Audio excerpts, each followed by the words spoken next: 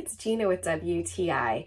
And if you hate cleaning bottles and little tiny crevices and caps as much as I do, then you're gonna wanna check out this set of silicone bottle brushes from Kitchiny.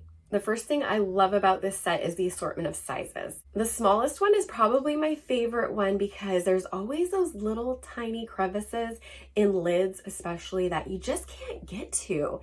And I found that this works so good with getting out like little smoothie bits that are stuck inside our shaker bottles, or parts of protein that you just can't get into, or even in the drinking portion of my water bottle.